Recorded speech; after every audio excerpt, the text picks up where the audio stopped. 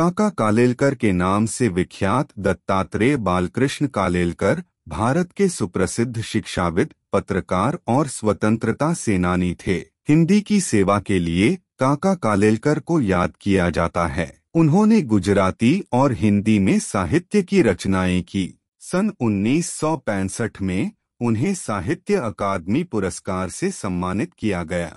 काका कालेलकर का जन्म 1 दिसंबर सन 1885 को महाराष्ट्र के सतारा में हुआ और 21 अगस्त 1981 में उनका निधन हुआ।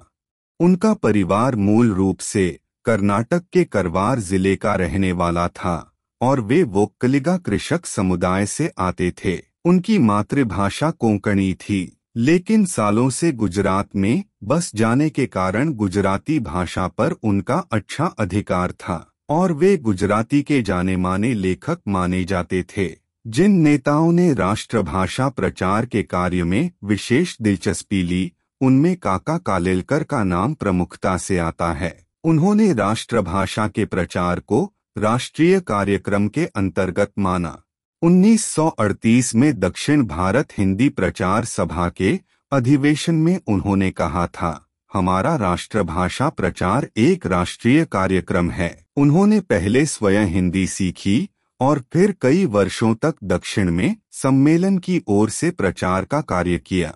उनकी लिखी लगभग 30 पुस्तकें प्रकाशित हुई, जिनमें अधिकांश का अनेक भारतीय भाषाओं में अनुवाद हुआ।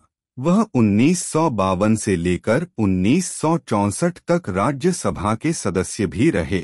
ब्रजदर्पण न्यूज नेटवर्क परिवार साहित्य के सुप्रसिद्ध शिक्षाविद काका कालेलकर जी को उनके महाप्रयाण दिवस पर विनम्र श्रद्धांजलि अर्पित करता है।